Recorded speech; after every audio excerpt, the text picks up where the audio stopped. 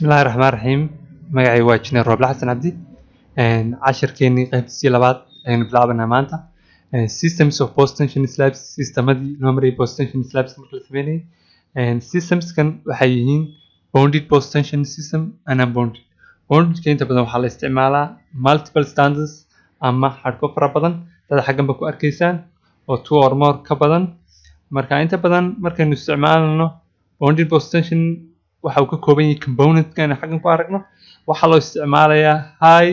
density polyethylene ama polypropylene bahasha la yiraahdo propylene-taas iyo high density polyethylene-kaas labadaas tumbooyin ayaa la dhex maraya inta haddaba markaynu ka hadlayno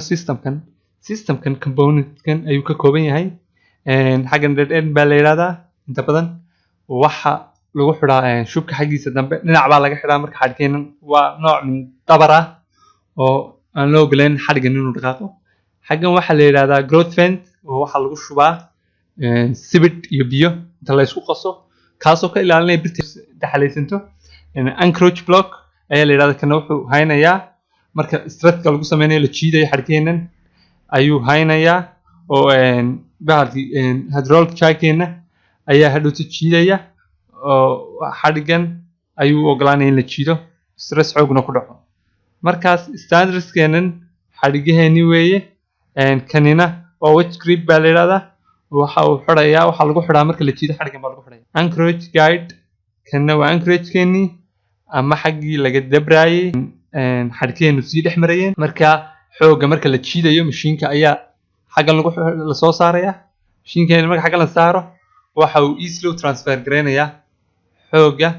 lagu apply gareynayo ayuu si transfer gareynaya marka systemka waxaan odhanaa detailed bonded post tension diagram weeye waa bahal aad u detailed oo sheegay dhammaan umuuraha amaba waxyaabaha ku kooban yahay componentska systemka labaad waxa weeyaan unbonded post tension system unbondedkan waxa uu ka kooban yahay single standard kii hore wuxuu ka koobnaa multiple standards marka waxa uu leeyahay wax oo kale sidoo kale waxa uu leeyahay coating the hardkaas waxaa inooga ilaalinayaa in meeshii ka dhaco daxalaysna hadduu ka dhaco meeshaas birteeni waxbay noqonaysaa markaa systemkeenan componentsken buu isna ka kooban yahay oo sheetingkiia bahashii dahaadhkii ama tumbadii dhex marisay coatingkii markaa waa lasii coat gareynaya waxbaa lagu sii dahaadhaya kaa kalena waa standardskeeni ama xadhkeeni haddaba advantages of unbonded post tension waxyaabaha laga faa'iido unbonded post tension waxa kamid ah good protection against corrosion waxa uu ka hortagayaa corrosion ma imanayo wax corrosion la yiraahdo meeshaas maba imanayaba dhammaanteed maxaa yeelay waxaa la sameynayaa double and triple corrosion protections baa la duldhigayaa ee lagu sameynayaa biraheenni ama xadhkeenni markaas waxaa jirta problem kale oo corrosion bondedka ku sameeyo kaasoo uu ka dhigo low quality meesha ayaa aad u yaraanaya ta kale waxa weeye waxa uu it's possible to control the value of tension sida oo kale waad controli kartaa markaad kala jiidaysid ama qiimaha tensionka kala jiidka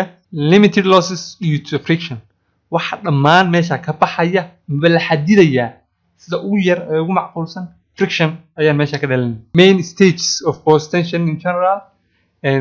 stageska la marayo ama wadiiqooyinka la marayo marka post tension in general la sameynayo waxa kamid ah guud ahaan number 1 casting of concrete ayaa maxay la sameynaya number 2 placing of tendons xadhkaha ayaa la dhex dhigaya and number 3 placing of anchorage blockage and chucks anchorage-ka meelihii ay ka baxayeen xadhkeenu ayaa la sameynaya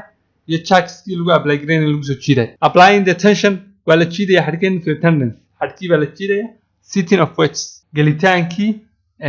baloonadii lagu xidhayo markaas markaynu xaggan ka hadlayno markayna koowaad waxaad soo qaadaysaa xadhkeenna ayaad dhigaysaa xadhkeenna markaad dhigtid concrete-ka ayaad ku dul shubaysaa xadhkeenna markaad dhigaysid distanceyo iyo specification ayay leeyihiin waxaana ku arki doontaa bahalkii blanka kuu cadaynaya xadhig kasta intaad isku jirsiinaysa tendon kasta iyo xadhig kasta tuumbada sideedaba waxa dhex mara xadhko cayiman hadday yihiin 5 hadday 6 oo lagu dhisaan gareynaya hadhowto kuwa waa inaad dhex marisaa xadhko kasta intay yihiin numberskooda sida oo kale profile baad sameynaysaa profilekaas waxa weeye waad kala dheereysiinaysaa ama waad kala hooseysiinaysaa sida ku cad blanka hadhowto markaa intaad samaysid shubkii baa lagu dul shubaya marka lagu dul shubo hadhowto marka la cure gareeyo ayaa la jiidaya intaan laga qaadin sakhaalateen